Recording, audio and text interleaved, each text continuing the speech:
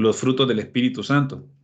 Hemos comenzado a ir describiendo uno y cada uno de los frutos del Espíritu Santo, pero desde una perspectiva de cómo el Señor Jesucristo los puso por obra y cómo nosotros de alguna forma tenemos que seguir ese ejemplo que Él nos ha dejado, porque justamente lo que Él dice que hizo fue justamente venirnos a poner como ejemplo a que nosotros sigamos sus pisadas y que vayamos aprendiendo de Él, ¿no? Que como persona, lo hemos venido estudiando, que es difícil el hecho de poder separar a la deidad de la persona del Señor Jesucristo, pero en la medida en que nosotros vamos estudiando y vamos aprendiendo sobre este tema, vamos viendo cada vez más cómo la humanidad del Señor Jesucristo se sobrepuso mientras Él estuvo en esta tierra a su propia persona para sí mismo. Aunque a veces nosotros, no a veces, sino en muchas de las ocasiones notamos la deidad del Dios encerrado en la persona, es decir, a Cristo dentro de Jesús, hacer cosas extraordinarias como sanaciones de enfermos, expulsión de demonios, cuando le dio de comer a un montón de gente, el hecho de incluso cosas sobrenaturales como resucitar, bueno, de hecho todo era sobrenatural, ¿no? Resucitar muertos, caminar sobre el agua, etcétera. Que pues vemos que en ese sentido pues no era la persona como tal de Jesús haciendo esas cosas, sino era el poder dentro de él haciendo esas cosas maravillosas, pero una de las cuestiones que hay que recalcar y volver a reafirmar en cada una de estas sesiones es el hecho de que Jesucristo nunca tomó ventaja de cada una de esas cosas que hizo de forma extraordinaria y sobrenatural para su propio beneficio, sino que lejos de eso, cuando las hizo justamente para tratar de bendecirnos o bendecir a los demás, sanar a alguien. Siempre que hacía algún acto milagroso, justamente fue con un propósito específico de darse a los demás. Y esa fue la forma en cómo vamos viendo de que como persona, él es el ejemplo máximo que nosotros tenemos a seguir. Y de alguna manera yo decía que el Señor Jesús sería injusto si de alguna manera él hubiese tomado esa ventaja que tenía de ser Dios internamente para poder abusar de él y poder superar algún tipo de prueba o situación que le diera esa ventaja sobre nosotros, ¿no? Y en ese sentido, pues él fue una persona que se sometió totalmente a la voluntad del Padre y cada uno de los frutos que dio y que los puso de manifiesto, fue realmente algo que nos ha dejado a nosotros como ejemplo. Recordemos que fruto es algo que se exterioriza. Alguien decía, me recuerdo de Nicaragua, un pastor de la iglesia que yo asistía decía en relación al bautismo, que el bautismo era una evidencia externa de lo que internamente nosotros estamos viviendo. Yo creo que podríamos tomar esa misma definición y tomársela prestada al pastor para aplicarla a la parte de los frutos. Los frutos es una evidencia externa de lo que internamente nosotros estamos viviendo, ¿no? O sea, de lo que nosotros somos y como consecuencia ese rebalse espiritual se muestra en la parte natural a través de cada una de las cosas que nosotros hacemos. Eso lo hizo el Señor Jesucristo y eso todos nosotros estamos llamados a hacer. El último fruto que estuvimos viendo, ¿cuál fue? ¿Se recuerdan qué fue el tema que vimos la vez pasada? Vamos a tomar apuntes, hacer examen. ¿Mm? Uno, por favor. Y no quiero decir la cumpleañera para que no se sienta mal. Sí, Del señor. gozo, ¿Perdón? del gozo. ¿El gozo fue lo que estudiamos, chicos? A ver, recuérdense que estamos siendo grabados. Aquí va a quedar la grabación si realmente estábamos poniendo atención o no y la vamos a subir a YouTube para que veamos si es cierto o no. A ver si el obispo González tiene la razón o si no. ¿Cuál fue el último tema que estuvimos viendo? A ver, apóstol.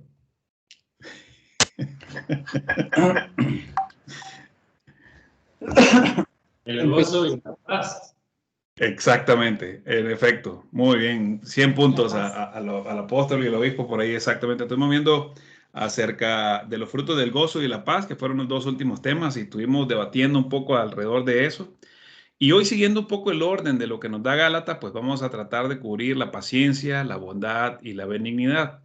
De hecho, cuando comenzaba a estudiar acerca de esto para poder compartirlo con ustedes, miraba que hay de hecho muchas similitudes entre estos tres conceptos, por decirlo así, o estos tres frutos, y que vamos a ir viéndolos en la medida en que vayamos avanzando. Déjenme ver si que mi computadora como que no quiere avanzar el día de hoy.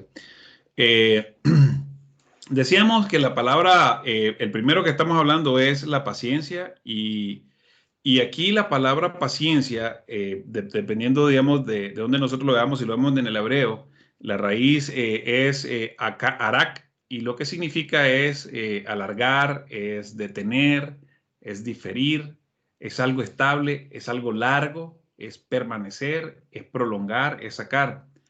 Y en el griego, que es otra palabra que me cuesta mucho pronunciar cómo se dice en griego, pero dice que es tener un espíritu que aguanta, que es paciente, que espera con paciencia.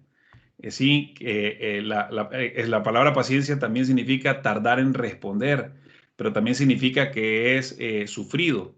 Entonces, ustedes ven aquí que yo les puse en Job, ¿cuál es mi fuerza para esperar aún?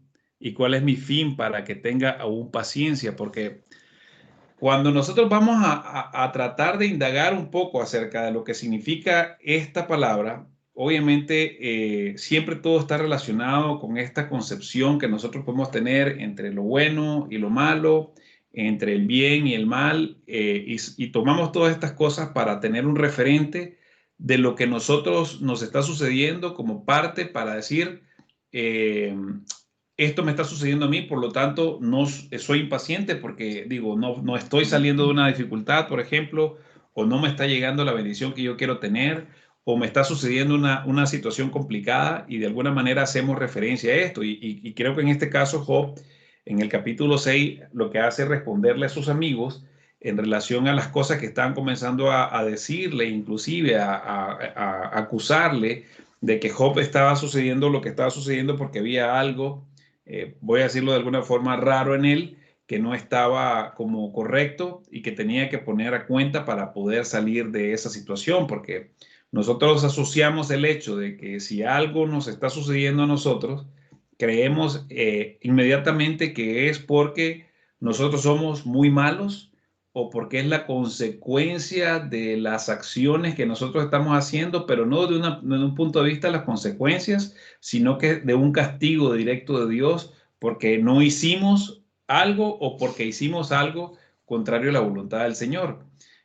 Aunque sabemos que en efecto el pecado dice que la paga del pecado es la muerte, es decir, hay una consecuencia definitivamente, pero no necesariamente está relacionada con que Dios va a castigarnos proporcionalmente a la acción que nosotros estamos haciendo, máxime si lo que hacemos nosotros es salir corriendo al Señor para pedirle perdón cuando estamos haciendo algo que se revela en contra de la persona del Señor Jesucristo. Entonces, aquí lo que dice Job es, ¿cuál es mi fuerza para esperar aún? Es decir, no tengo ya más fuerza, es decir, ¿de dónde voy a soportar toda esta situación que me está pasando?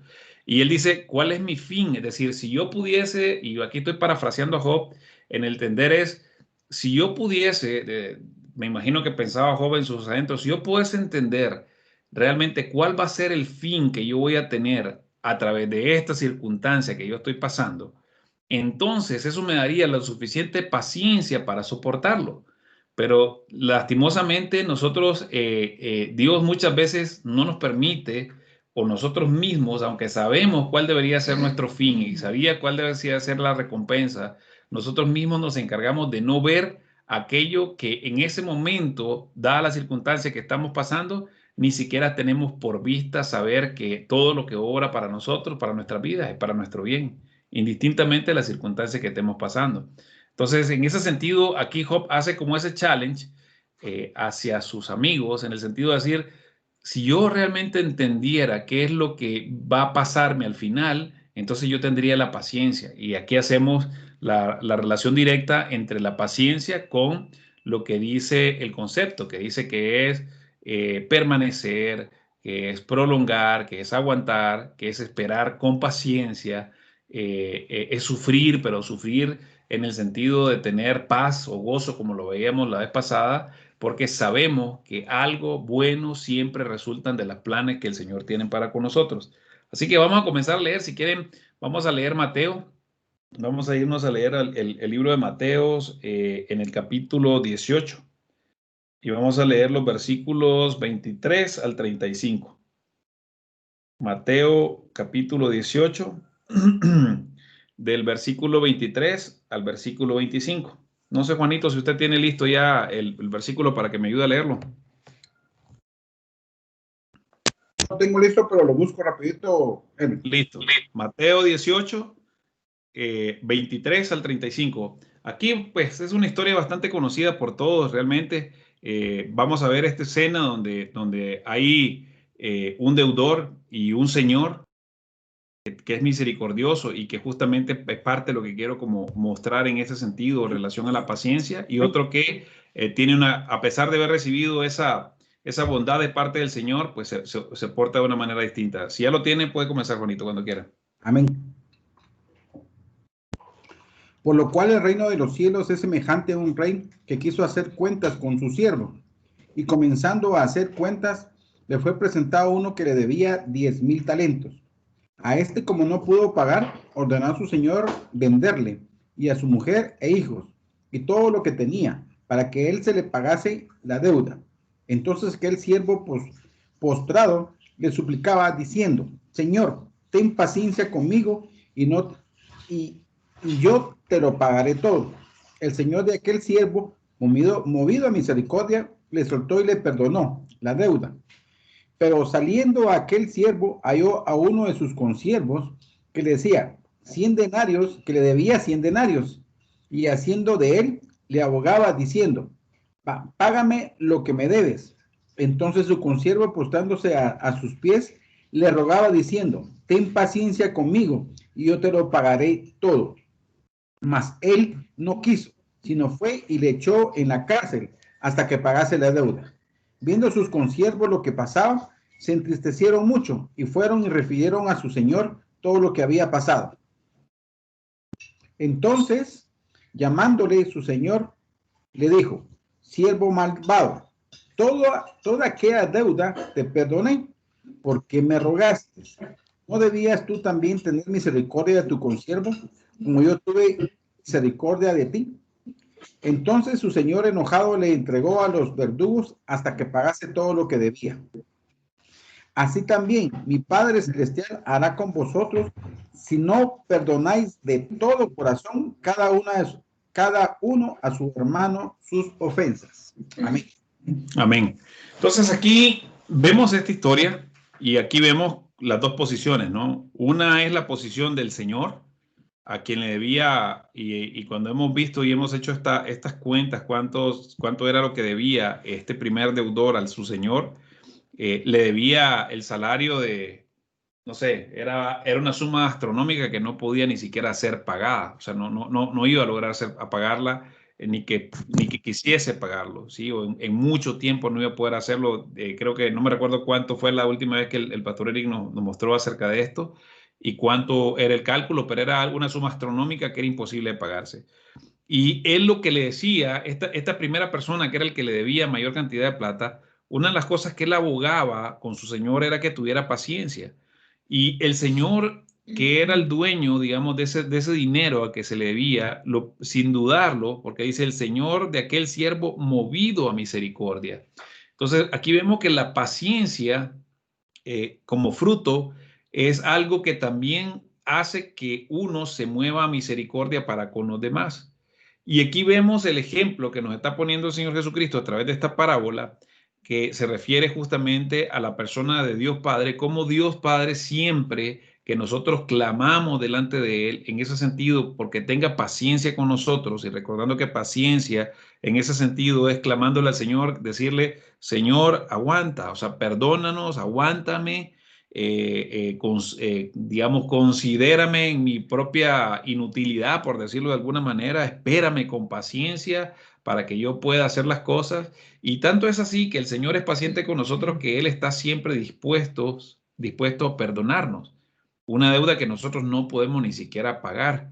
Pero lo que espera el Señor es que de alguna manera, como fruto, nosotros demos en consecuencia esto mismo y se manifieste en misericordia para con las demás personas que también vienen con nosotros a pedirnos y a suplicarnos que nosotros tengamos paciencia con ellos. Y es algo que cuesta en nuestro comportamiento humano, como ser humano, poder hacerlo. Entonces, vemos aquí, nuevamente, como hacíamos en los capítulos, en las sesiones anteriores o en los grupos anteriores, de que tanto Dios Padre como el Espíritu Santo, como el Hijo, en este caso es la persona del Señor Jesucristo, nunca van a pedirnos algo que ellos no hagan por adelantado con nosotros. Y en ese sentido, Dios es alguien que es extremadamente compasivo y paciente con nosotros. En Lucas, el Señor Jesucristo nos dice, con vuestra paciencia ganaréis vuestras almas. ¿Por qué dice ganaréis vuestras almas? Porque esta sería una pregunta bien interesante de hacer, porque digo, nosotros ya somos salvos, digo, desde el momento en que todos los que estamos nosotros aquí hemos confesado al Señor Jesucristo como nuestro Señor y nuestro Salvador, en ese mismo momento el Señor lo que hace es salvarnos a nosotros. Pero algo que me llama la atención aquí es que el Señor Jesucristo, luego de haber salvado incluso a sus discípulos y a los apóstoles, Él le dice en el capítulo 21, en el versículo 19, con vuestra paciencia ganaréis vuestras almas. ¿Qué es la diferencia entre ganar las almas y tener la salvación en este caso? ¿Y qué tiene que ver la paciencia con esto? Abro la pregunta para ustedes. Nuevamente, repito la pregunta. En este caso, sabemos que la salvación la tenemos nosotros al momento en que hemos aceptado a nuestro Señor Jesucristo como nuestro Señor y nuestro Salvador, ¿correcto? Y una vez que nosotros le aceptamos a Él, Él nos da el perdón y nos salva a nosotros y ya somos salvos del pecado y de la muerte. Pero aquí, contrariamente a lo que nosotros podríamos pensar de que ya somos salvos y por lo tanto, pues no hay mayor cosa que podemos hacer, aquí dice el Señor Jesús, con vuestra paciencia ganaréis vuestras almas. ¿A qué se refiere con ganar vuestras almas? Cristian. Yo creo que va más del lado de dominar el alma, del sosiego del alma al que David llamaba a su alma cuando lo perdía, pero creo que más tal vez va por ahí. Ok. ¿Alguien más tiene una opinión distinta? Para mí, la paciencia es sinónimo de amor hacia el prójimo.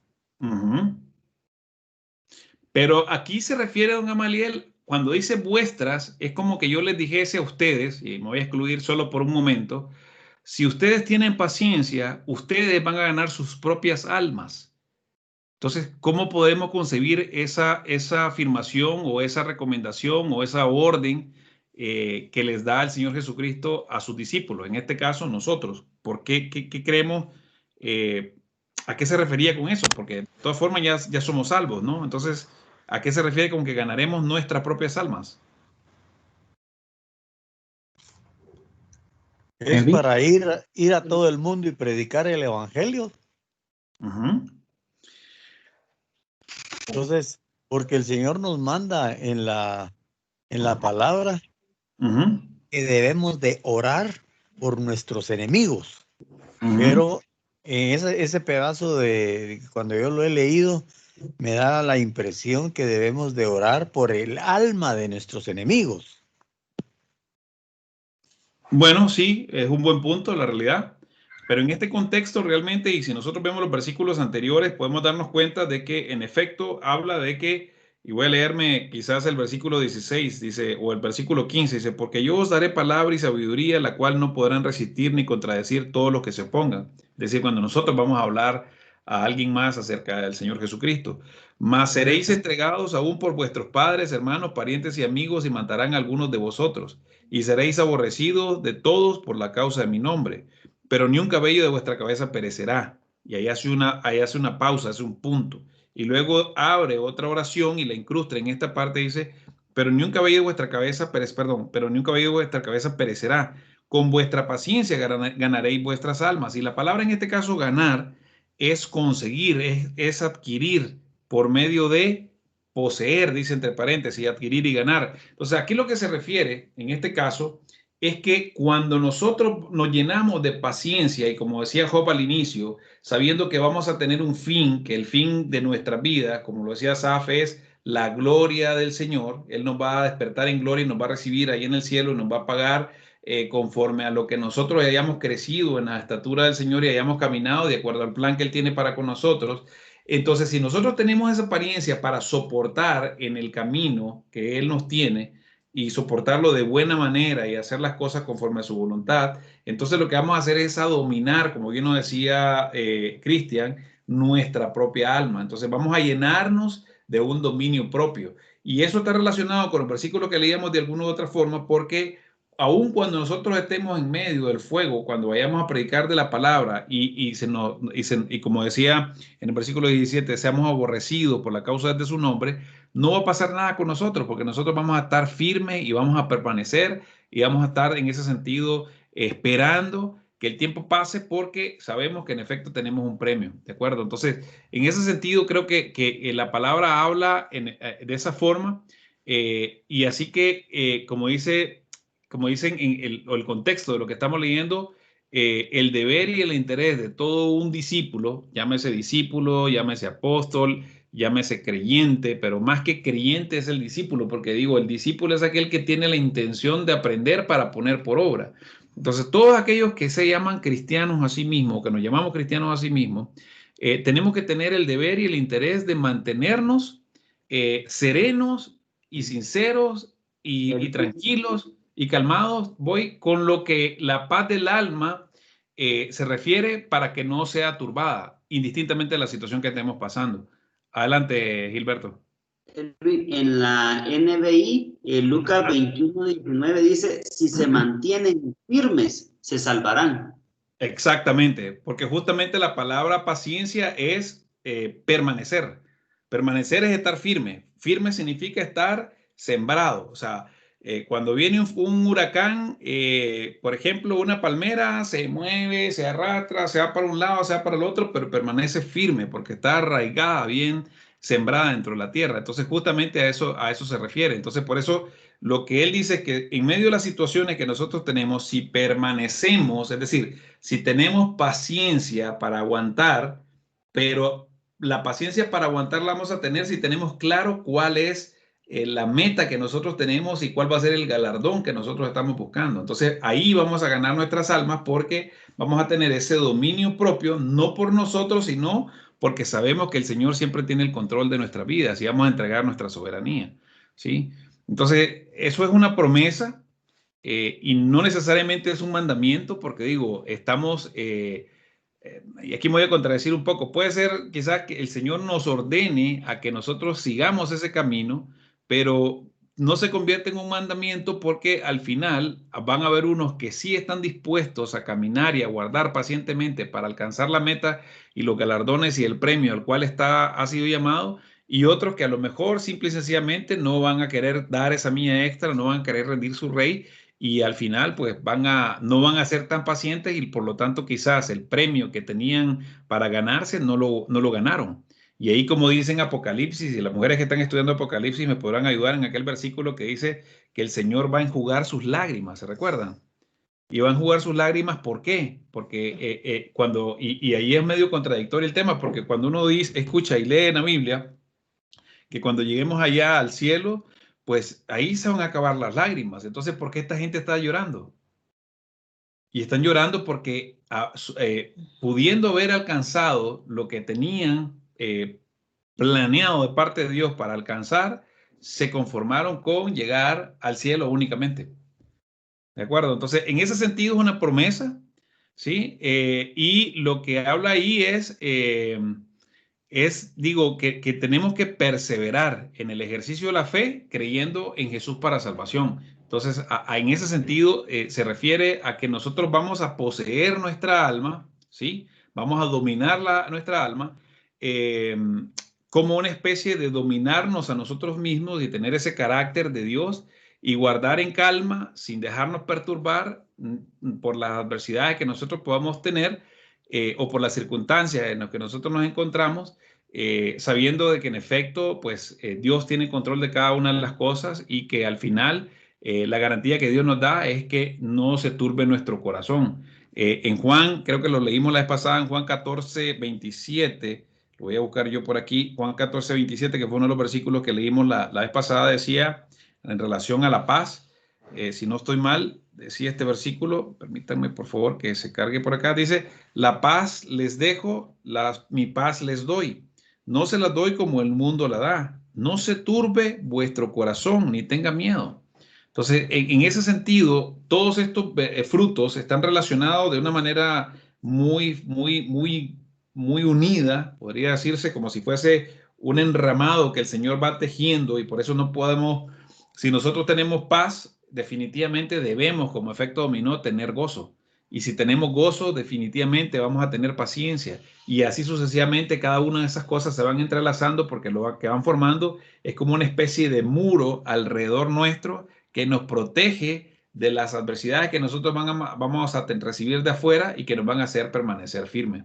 ¿Sí? Entonces, en ese sentido, cuando el Señor lo habla de esta manera, lo estamos viendo para nosotros, pero la pregunta es, ¿qué del Señor Jesucristo? ¿En qué momento nosotros pudimos ver, y quizás yo quiero ponerlos a pensar un momento, que Él mostró esos rasgos de paz, esos rasgos de permanecer dentro de la palabra, de tener paciencia, perdón, esos rasgos de paciencia o esos frutos de paciencia en el tiempo que Él estuvo aquí con nosotros en esta tierra? Cómo Él mostró de una manera evidente el hecho de permanecer firme, como decíamos, el concepto de paz, de permanecer firme, de estar alargando la espera, por decir así, porque en efecto él estaba seguro de que él tenía un premio que tenía que iba a recibir, y era justamente volver a gloriarse o a recibir la gloria que tenía desde antes con su padre. Entonces, pensemos de alguna forma en algún versículo, no necesariamente tiene que ser un versículo, pero digo, en algún momento en el que el Señor Jesús se colmó de paciencia para con nosotros. Y digo nosotros cuando estuvo aquí en la tierra, ¿no? Pregunta.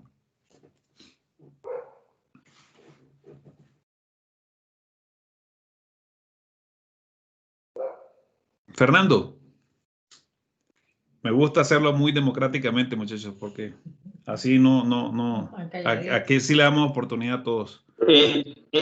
Perdona, ¿puedes repetir la pregunta? La pregunta es si nosotros podemos meternos en nuestra mente y tratar de encontrar algún ejemplo donde pudimos ver a nosotros a Jesús, con excepción de Mateo 17, ser paciente o mostrar paciencia.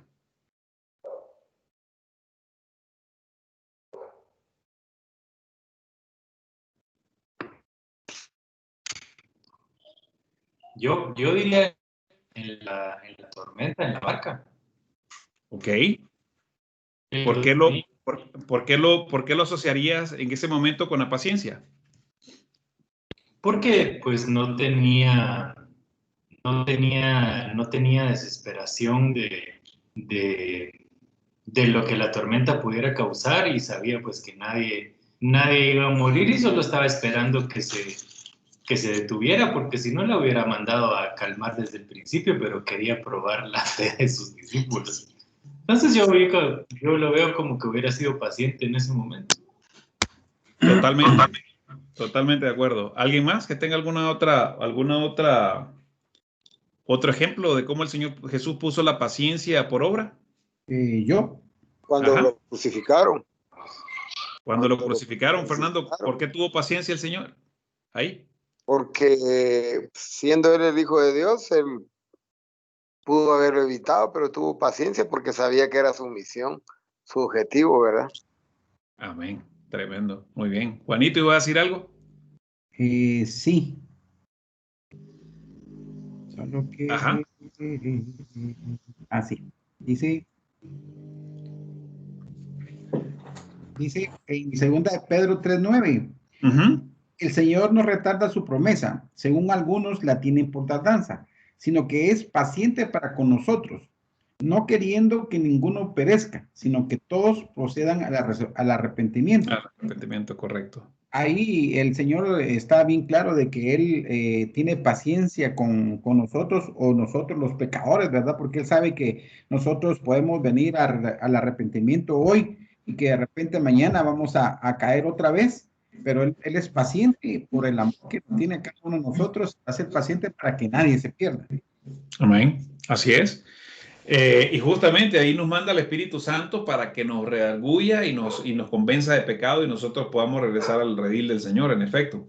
Entonces, vemos que cada uno de nosotros podemos ir nombrando y en la medida en que vayamos haciendo este ejercicio van a ir saliendo mucho más cosas en la que vamos a ir viendo cómo el Señor, inclusive desde su temprana edad, comenzó a mostrar estos frutos de la paciencia puestas por obra. Y en este caso aquí, por ejemplo, que me traje este versículo que de alguna manera podemos escuchar un poco fuerte al Señor Jesucristo hablar, y a mí me encanta el Señor Jesús porque él decía, pues obviamente Él era Dios, ¿no? Y como tal, su carácter se denota en la forma en la que Él se expresaba, respondiéndole, digamos, en este caso, y si quieren, leamos un poco el contexto para que nos ubiquemos en este versículo. Esto es Mateo 17:17, pero vamos a leer un poquito antes de eso. Mateo 17:17. Esta es la historia cuando llegaron delante de él una persona que le dijo, mira, tus discípulos no pudieron sacar a este demonio, a este lunático. Cuando habla aquí dice que llegó y le dijeron, y le he traído, dice el versículo 16, a tus discípulos, pero no lo han podido sanar. Y respondiendo el Señor Jesucristo en el versículo 17, oh generación incrédula y perversa, ¿hasta cuándo he de estar con vosotros? ¿Hasta cuándo os he de soportar? La palabra soportar en ese sentido es el sinónimo de la palabra paciencia porque es aguantar. Es decir, es tener esa capacidad para tener la paciencia de decirles, por más que yo ya les he enseñado y les sigo enseñando y no aprenden de cómo es que deben hacer las cosas. Y aquí en este caso a mí me sorprende mucho porque aquí les echen cara de alguna manera que no importaba el tiempo que han pasado con ellos, el Señor les dice, ¿hasta cuándo realmente ustedes van a necesitar que yo esté aquí para que realmente ustedes sean maduros? Es decir, que ustedes crezcan, que ustedes gobiernen y ganen su propia alma en términos de crecimiento, para que yo los pueda irme y dejar solos, y que fue de alguna manera el proceso que cada uno de los apóstoles pasaron con él. Entonces, y en ese sentido, aquí podemos nosotros hacer esta analogía que podemos encontrarnos, decir, ¿hasta cuándo tenemos que llevar siempre a un niño en nuestros brazos? Es decir, ¿hasta qué edad debemos nosotros descargar a un niño y sin esperar que él comience a caminar por su propia cuenta? Entonces, de alguna manera es más o menos esa analogía que les estoy poniendo porque hace esa relación en el sentido de que Dios espera que conforme Él nos vaya dando, nosotros vayamos realizando las cosas por nuestra propia cuenta, no que nos independicemos del Señor, sino todo lo contrario, que dependamos de Él, pero una vez que aprendemos a depender de Él y que nuestra obediencia está con Él, Él nos va a dar a nosotros esa libertad, por decirlo de cierta forma, y nos va a regresar a nosotros esa independencia, porque entonces vamos a hacer las cosas no conforme a nuestros deseos, ni conforme a nuestras limitaciones, sino de la forma en la que Él nos ha enseñado para hacer. Y la segunda cosa que aquí les habla es que tiene esa prolongada paciencia con Él, porque Él les dice, ¿hasta cuándo he de estar con vosotros? Y vuelve a decir, ¿hasta cuándo los he de soportar? ¿Sí? Aquí vemos que la incredulidad y la perversidad y esa palabra perversidad es bastante fuerte. Y si se fijan aquí, dice la palabra perversa. Cuando dice perversa, dice que es distorsionar, es trastornar, es apartar. ¿Por qué? Porque a veces nosotros tenemos esa mala costumbre de que si no es el pastor, que si no es el líder, que si no es una persona que creemos que tiene más estatura espiritual de nosotros, la que va a orar por nosotros o por algún familiar, entonces si yo oro no vale nada, porque entonces yo no tengo esa capacidad que alguien más tiene. Y ahí lo que estamos haciendo es que lo que estamos haciendo es siendo nosotros incrédulos, y desde ese punto de vista, como nosotros estamos malinterpretando y estamos corrompiendo, estamos trastornando, que es la definición de perverso, estamos esperando que alguien más que venga a hacer algo por nosotros cuando nosotros mismos tenemos el mismo Espíritu de Dios, tenemos la misma sangre del Señor Jesucristo, tenemos el mismo poder que Él nos ha dado para poder ir a hacer las cosas, creyendo no en nuestras propias facultades, sino en las facultades que el Señor nos ha dado. Entonces, en ese sentido es el Señor diciendo, ¿hasta cuándo lo voy a soportar? Porque les echen cara justamente esa incredulidad y esa perversidad, que lo que hace es abrumar de alguna forma la persona del Señor Jesucristo y decir, bueno, puchica, tengo que seguir trabajando más en esta gente. Y en esa parte, aquí vemos un poco la reacción que tiene el Señor Jesucristo, que creo que es muy parecida a nuestra reacción ante situaciones como las que se pueden pasar ahí. Solo que nosotros nos pasamos del límite y nos vamos más allá de solamente decir, ay, Dios mío, ¿hasta cuándo vas a hacer esta cosa aquí? Y nuestra sensación no solamente es de tristeza, sino que es de enojo. Y ahí es donde hacemos nosotros la diferencia y donde nosotros podemos incluso llegar a pecar en este sentido aquí. Pero yo les quiero mostrar y me los quiero llevar a Éxodo. Vamos a ir a leer Éxodo 10:3. Por favor, si hay alguna pregunta o un comentario me interrumpen. Yo me los quiero llevar a Éxodo porque aquí quiero ver un poco la persona de Dios el Padre, cómo se comporta el Señor, el Dios Padre, para con nosotros. Y en esta historia que nosotros vamos a leer en Éxodo, que tiene que ver con la parte de las plagas, a mí me llama la atención cuando en el versículo 3 dice, entonces vinieron Moisés y Aarón a Faraón y le dijeron, Jehová, el Dios de los hebreos, ha dicho así, ¿hasta cuándo no querrás humillarte delante de mí? Se fijan, aquí hay una clara referencia de lo que habla Mateo 17:17 contra lo que dice la forma de expresarse Dios el Padre para con Faraón.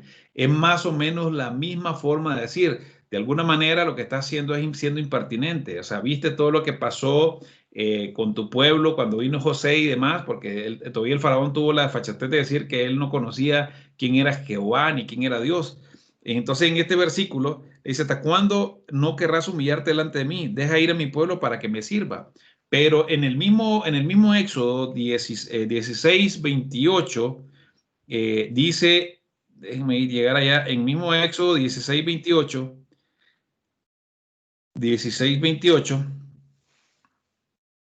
dice lo siguiente.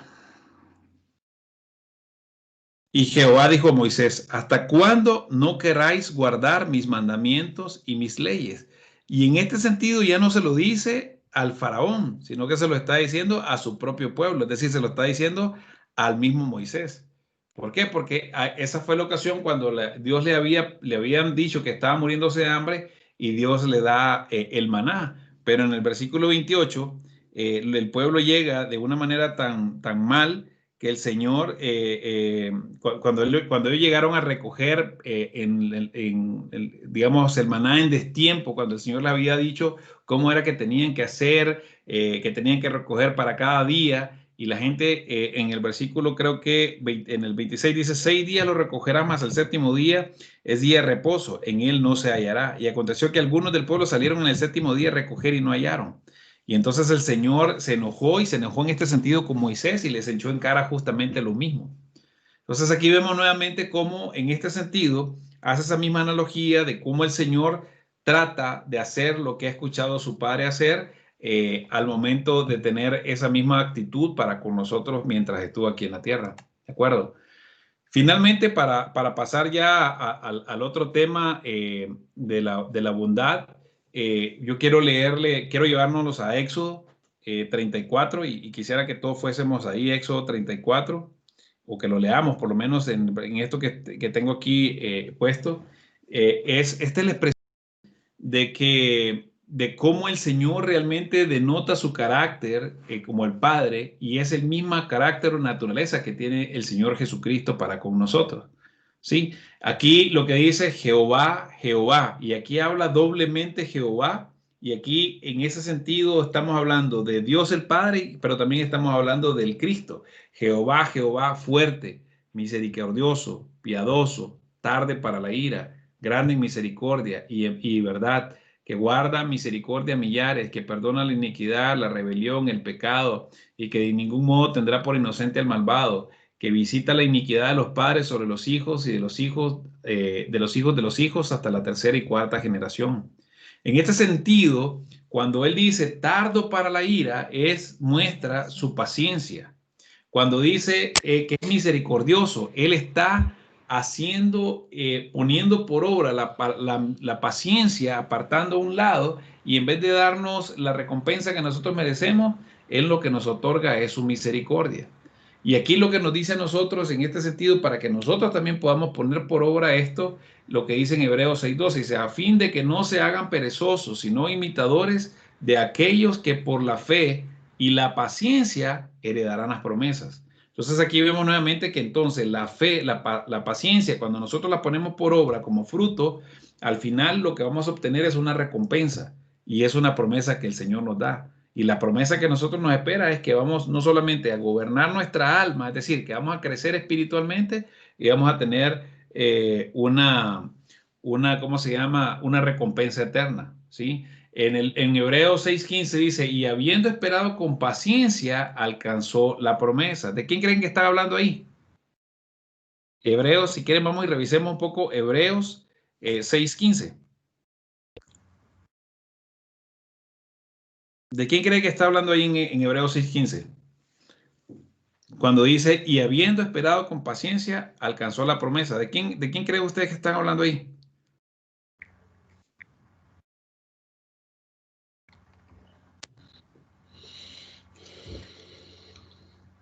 Del padre de la fe, de Abraham, justamente. Porque en el versículo 14 dice, de cierto te bendeciré con abundancia y te multiplicaré grandemente, y habiendo esperado con paciencia, alcanzó la promesa. Ayer justamente en el estudio que teníamos aquí en la casa con los niños, hacíamos esa pregunta, es decir, ¿cómo fue que Abraham se convirtió en ese padre de la fe? Porque al final era un anciano que tenía, no sé, 90 y tantos años, su esposa tenía más o menos lo mismo, no tenían descendencia y Dios le prometió descendencia. Incluso lo sacó allá al campo a ver todo el firmamento, miró montones de estrellas y creo que por ahí es donde dice, puedes contar las estrellas, así serán tus descendencias. Y en efecto, justamente por eso es que por la paciencia que él tuvo para esperar, de él vino la simiente, ¿verdad? Y justamente por eso se dice que él alcanzó la promesa, pero la promesa no llegó solamente a tener una cantidad de descendencia, sino que era la simiente o la descendencia que estaba esperando finalmente, que era la persona del Señor Jesucristo, para poder tener la salvación. Entonces aquí vemos en efecto cómo nosotros estamos también llamados a guardar y dar ese fruto, como lo dice en Apocalipsis 3:10, dice, por cuanto has guardado la palabra de mi paciencia, yo también te guardaré a la hora de la prueba, que ha de venir sobre el mundo entero, para probar a los que moran sobre la tierra. Entonces, cuando venga esa tribulación o cuando venga esa situación como la que estamos pasando hoy día, en este momento, cuando venga la hora de la prueba, entonces aquí es donde nosotros vamos a ser probados, ¿sí? Y Él dice que nos va a guardar. Pero ¿cómo nos va a guardar si nosotros permanecemos firmes? Y con esto de permanecer firme no significa que voy a ser indolente o que no voy a tener ninguna reacción o que no me voy a poner, digamos, no me va a mover el piso, por decirlo así, cualquier situación a la que estemos enfrentando, como a la palmera que está frente al huracán que se está moviendo por un lado y para el otro. La palmera se está moviendo por un lado para el otro, pero ella de posición no se mueve porque está enterrada justamente echando raíz profundas, de manera que está agarrada justamente en este caso sobre la roca, podríamos decirlo así, que es el Señor Jesucristo. Entonces, él dice que Él va a cumplir con nosotros guardándonos a la hora de la prueba. Y como resultado, eventualmente lo que vamos a tener es la recompensa que nosotros queremos. Amén. ¿Tienen alguna pregunta en relación entonces a la paciencia? ¿O comentario? No, pastor. Muchas gracias, apóstol. Muy amable. Entonces, seguimos con el próximo fruto y este fruto que se llama bondad. Es decir, como ustedes ven, tanto la paciencia, de alguna manera, la bondad y justamente la próxima que nos toca, que es la benignidad, tienen una relación, como les decía, íntima. No podemos desasociar de ninguna forma, y sorry que esté repitiendo esto, pero no podemos desasociar el hecho de que yo puedo dar frutos del amor, pero no doy fruto de la paciencia.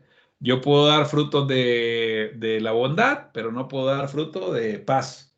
Es decir, no funciona, creo que de esa manera. O sea, la idea es que nosotros vayamos entrelazando nuevamente cada una de estas cosas porque van como concatenadas, es como una especie de dominó que se va dando una con la otra. Puede ser que lo que podamos nosotros ir dando ciertos frutos que nos vayan a ayudar a dar ese camino de fe para que podamos ir a dar los siguientes, ¿verdad? Entonces, eso sí es posible. Entonces, la bondad, lo que significa, aquí tiene varias acepciones, ¿verdad? En este caso, la palabra bondad en el hebreo es una palabra que se llama top, y top es bueno, es decir, todo lo bueno. Y cuando hablamos de lo bueno, en el sentido más amplio de la palabra, se refiere a la abundancia, se refiere a lo agradable, se refiere a lo alegre, se refiere a lo amigable, al beneficio que nosotros podemos obtener, se refiere a algo benigno, se refiere a bienestar. Tiene el concepto también dice que es estar contento, estar dichoso, es tener éxito, estar feliz, es ser fértil, es gozar, es gozoso, es hermoso, es humanamente, es decir, mejor, misericordioso, parecer, placer, prosperidad, rebosar, suave, tesoro. Todas esas cosas definen la palabra bondad.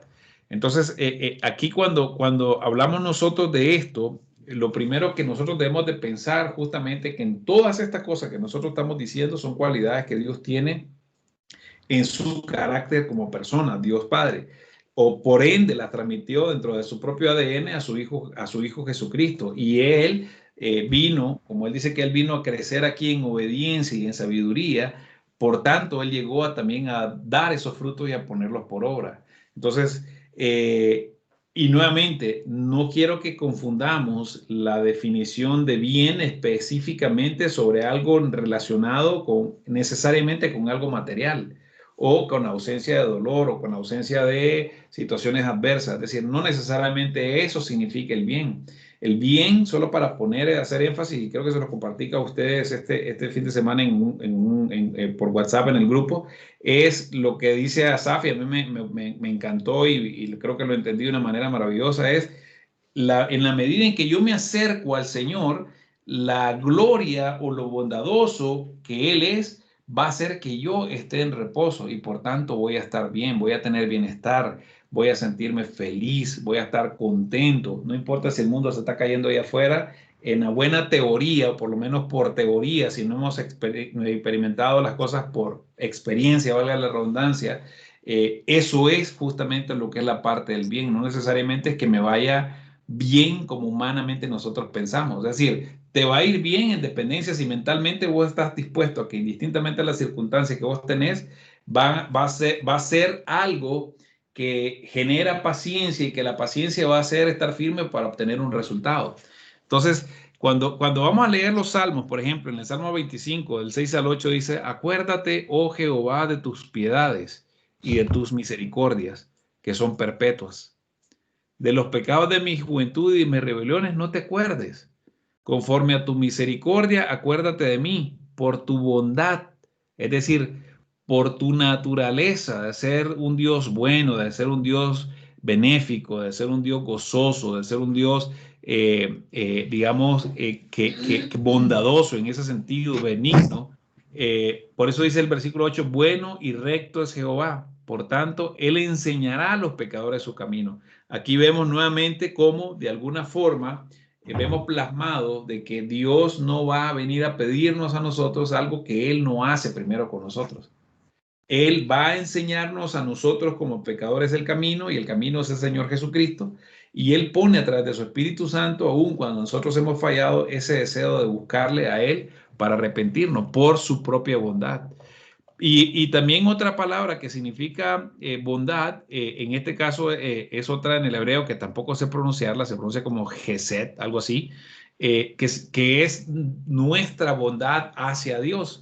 Significa ser agradecido. Es decir, la parte de ser bondadoso es ser agradecido, es tener agradecimiento, es tener amor hacia Dios, es tener benevolencia, benignidad, es tener clemencia, es tener, dice, fidelidad, es darle gloria, gracias a Dios, es hacer merced, es decir, tener esa actitud de reverencia hacia el Señor, y por lo tanto, en otras palabras, se traduciría como alabanza por la bondad de Dios.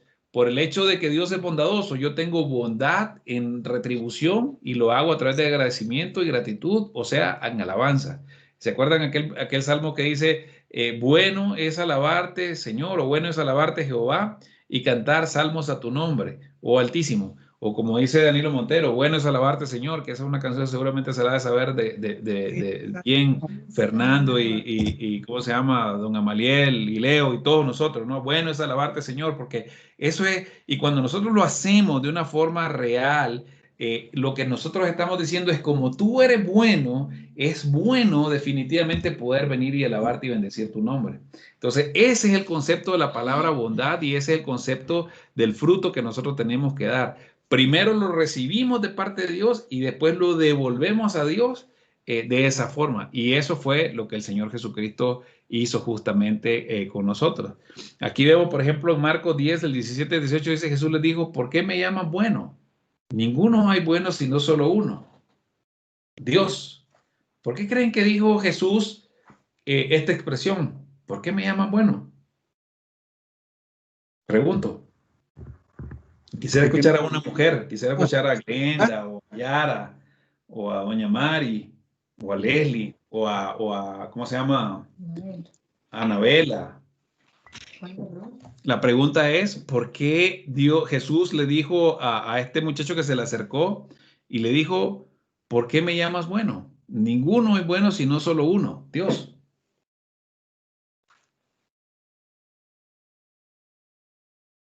A ver, chicas, no me hagan quedar mal.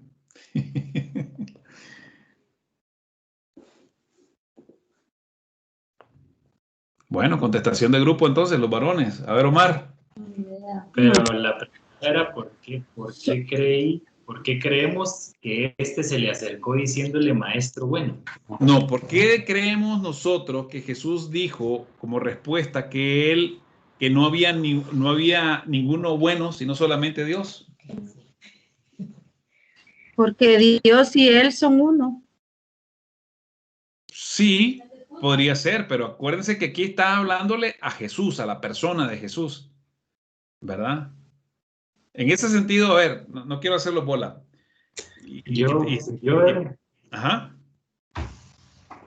Yo creo que porque no lo he visto, pero seguramente la palabra con la que se le acercó ahí diciéndole maestro era rabí. Entonces él estaba haciendo, pues estaba adulándolo en su calidad de maestro y no estaba reconociendo su deidad. Entonces por eso es que Jesús lo batea de regreso, como quien dice, no seas culebra, pues, está bueno, solo el Señor, ¿verdad? Eso es lo que le quise decir.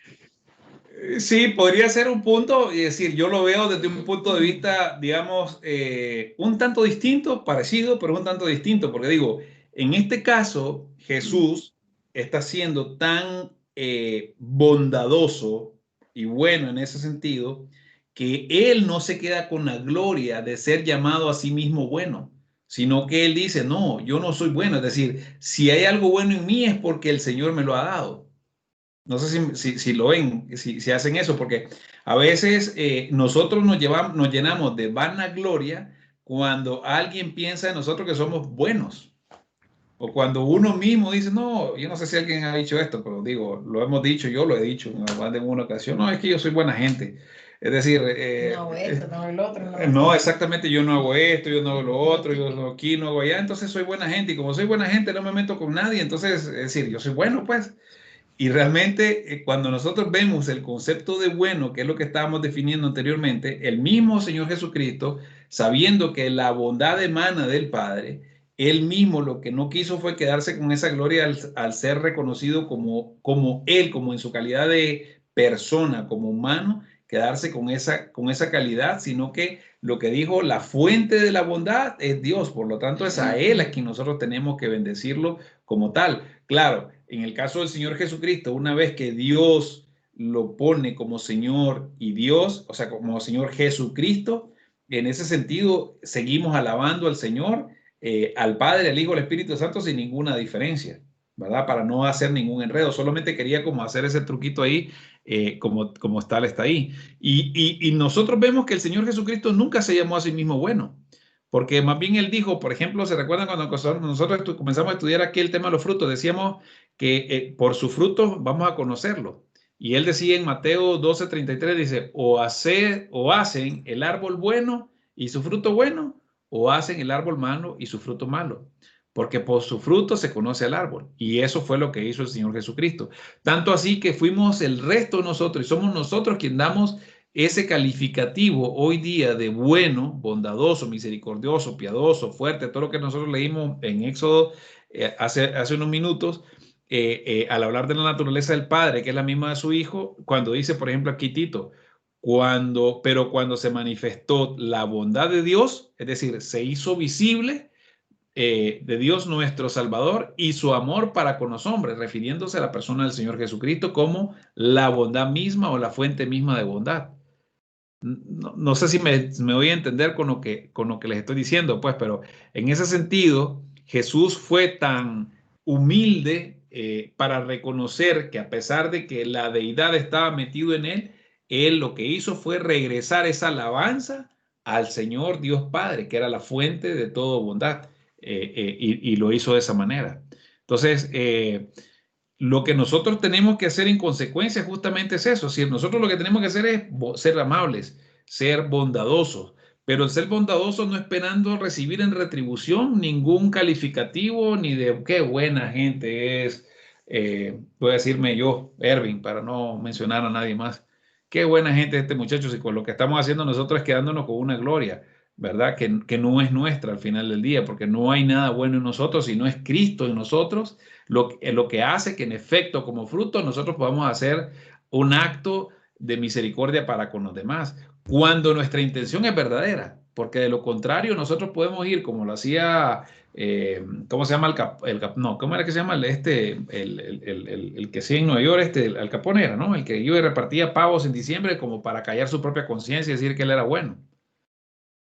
Sí, entonces aquí en ese sentido, pues esa es la bondad que nosotros tenemos.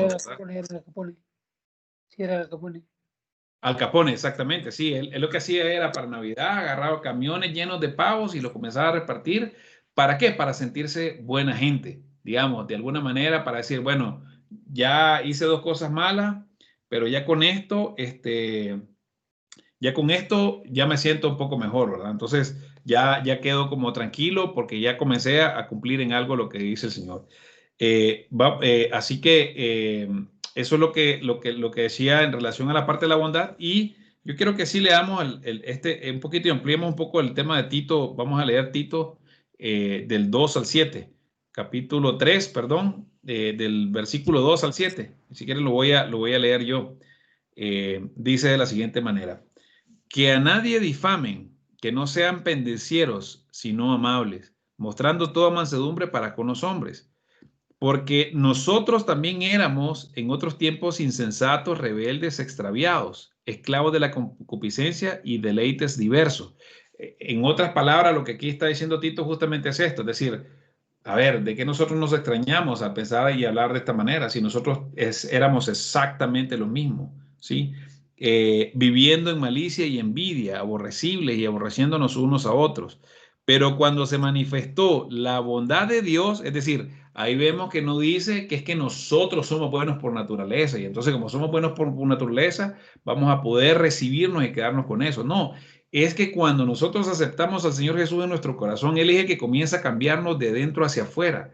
Por eso Él dice que Él es el que hace, dice que Él, la obra que comienza, Él la perfecciona, y perfeccionar significa algo que comienza a pulirse como el diamante en bruto, para poder dejarlo reluciente y dejarlo perfecto, tal cual es un diamante que nosotros vemos. Somos una obra en progreso en ese sentido. Entonces, por eso dice que cuando se manifestó la bondad de Dios, nuestro Salvador, y su amor para con los hombres, no nuestro amor para con los hombres, es su amor, el amor de Jesús para con los hombres, nos salvó, no por obras de justicia que nosotros hubiésemos hecho, sino porque su misericordia por el lavamiento de la regeneración y de la renovación en el Espíritu Santo, el cual derramó en nosotros abundantemente por Jesucristo nuestro Señor Salvador.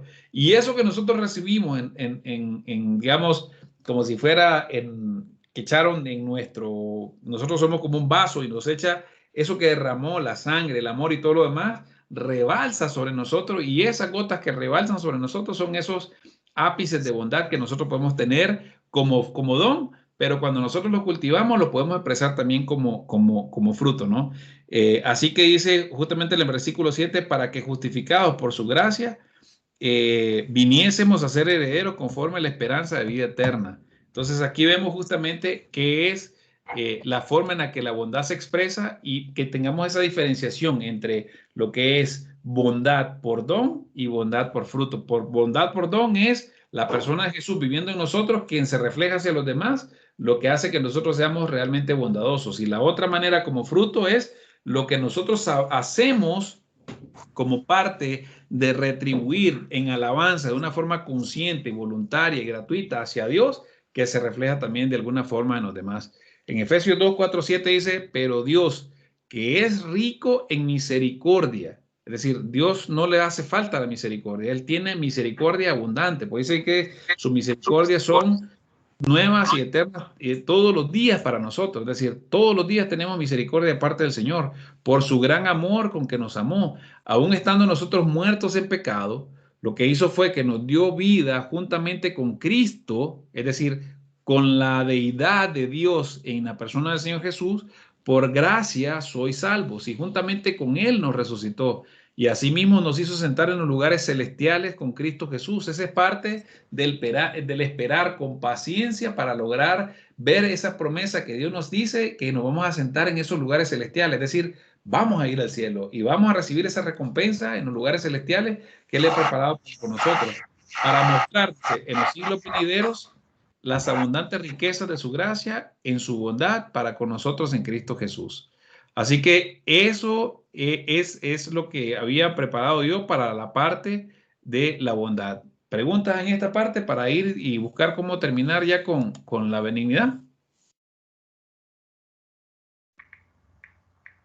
Listo. Entonces la benignidad es la definición de palabra benignidad es más o menos similar a la anterior, es bondad, es agradecido, es agradecimiento, es amor, es benevolencia, es fidelidad, es gloria. De alguna manera, si ustedes se ven, es casi un sinónimo del fruto que estuvimos leyendo recientemente. Es decir, de la bondad es más o menos lo mismo que la benignidad, y la benignidad es más o menos lo mismo que la bondad. ¿Cómo se llama en griego? La palabra es Christos, y lo que significa, fíjense que es interesante, dice que es un empleado, ¿sí? Dice que es benigno, es bueno, es fácil, es mejor. Eso es lo que significa la palabra benignidad. Y en ese sentido, como lo dice Lucas, dice, amad pues a vuestros enemigos y haced bien haced bien y prestad, no esperando de ello nada, y será vuestro galardón grande, y seréis hijos del Altísimo, porque Él es benigno para con los ingratos y malos. Y nuevamente, vemos cómo el Señor Jesucristo puso por obra esto al dar su propia vida. Y Él no esperaba que en recompensa nosotros hiciésemos absolutamente nada más que aceptarlo a Él como nuestro Señor y Salvador. Porque indistintamente de la forma en cómo nos comportemos, Él sigue amándonos. No significa con esto que tengamos carta abierta para ir a pecar y hacer lo que nosotros nos dé la gana, porque Él se complace en lo que nosotros hacemos, y se complace en que nosotros lo hacemos por amor a la bondad del Señor, lo hacemos por amor a la misericordia del Señor como consecuencia de. Pero en este sentido, aquí lo que vemos nosotros es que lo que Él dice, como tal, el Señor Jesús dijo, amen a sus enemigos. Y nosotros podemos ver cómo el Señor Jesucristo lo hizo de una manera real en su propia vida. Cuando se recuerda que estaba en la cruz, en Lucas y en varios de los pasajes de los evangelios dice, Padre, perdónanos porque no saben lo que hacen. Y a veces pasa con nosotros justamente esto. Y aquí nosotros podemos ver si somos benignos, o si somos buenos, o si somos bondadosos, si somos misericordiosos, o si tenemos paciencia, o si tenemos paz, o si tenemos gozo, si tenemos amor, o si podemos compartir, o si podemos hacer todo lo que los demás frutos dicen. con las demás personas cuando de alguna manera nosotros los justificamos no con nuestra justicia, sino con la justicia del Señor. Cuando vemos que una persona que no conoce al Señor se comporta de cierta manera, ¿qué nosotros podemos decir? No, es que él no sabe lo que hace. Y si vemos que alguien que conoce al Señor está haciendo algo que no debería estar haciendo, de alguna manera es la misma regla la que aplica, no sabe lo que hace. Porque puede que conozca la teoría, pero por experiencia no la está viviendo. O pueda que algo le tuvo que haber pasado y nosotros aquí mostramos la benignidad. Por eso dice, es benigno para con los ingratos y malos. Es decir, Dios, Él es benigno con los ingratos y malos. ¿Y quiénes son los ingratos y malos? Nosotros siempre pensamos que las demás personas. No, nosotros somos los ingratos y malos.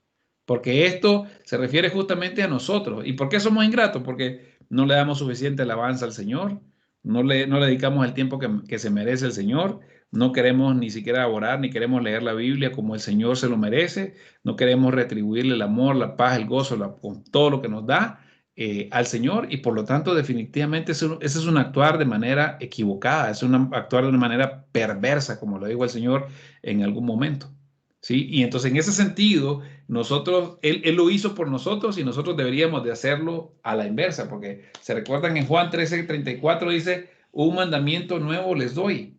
¿Cuál es el mandamiento que nos da? Que nos amemos los unos a los otros, como yo los he amado. Es decir, aquí vemos que tanto el cumplimiento del ejemplo de Dios, del Espíritu Santo y del Hijo de Dios, se dan primero como ejemplos para que nosotros podamos luego venir siguiendo ese ejemplo a hacerlo. Y en el caso del Señor Jesucristo lo hizo como ser humano, porque como lo dijo Fernando al inicio, él estaba clavado en la cruz, él pudo ver, como él mismo dice la Biblia, mandado a pedir no sé cuántas legiones de ángeles para que acabasen a todo el mundo, pero no lo hizo.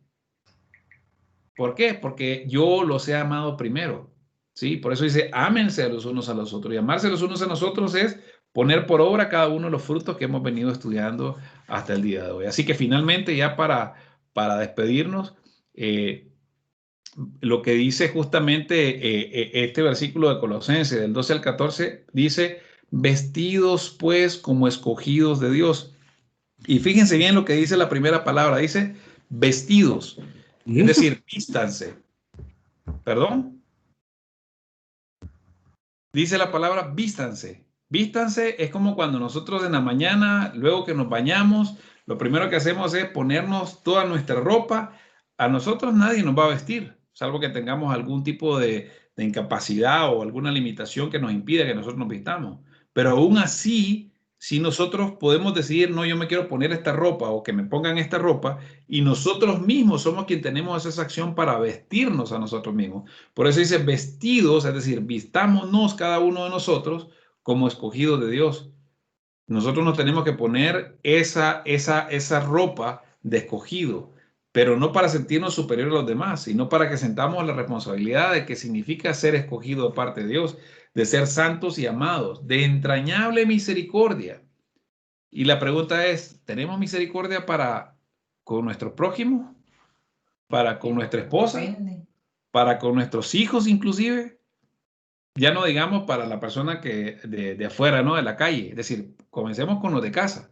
¿Somos misericordiosos con nosotros mismos? ¿Tenemos esa entrañable misericordia de benignidad, de ser buenos? Es decir, no porque nosotros lo seamos, sino porque dejemos que la persona de Jesucristo en nosotros, si somos hijos del Señor, se pueda mostrar hacia los demás. De humildad, de mansedumbre, de paciencia. Aquí vemos justamente lo que nosotros venimos estudiando en este momento, es decir, estudiamos la benignidad, ahí está reflejada, estudiamos la paciencia, ahí está reflejada, ahí, la bondad es entrañable misericordia, ahí está reflejada, soportándonos los unos a nosotros y perdonándonos unos a los otros, si alguno tuviere queja contra otro, de la manera que Cristo los perdonó. Es decir, Dios nos perdonó sin ni siquiera que nosotros le hubiésemos pedido perdón. Porque Él cuando lo estaban crucificando, Él dijo, Padre, perdónalos, porque no saben lo que hacen. Ni siquiera esperó que la gente fuese a decir, Señor, yo me arrepiento, porque en efecto se arrepintieron posteriormente. El mismo centurión, después que fue, digamos, crucificado, él dijo, en verdad, este hombre era el Hijo de Dios. Ese arrepentimiento, ese perdón que el Señor dio en esa cruz, llegó hasta él de esa manera.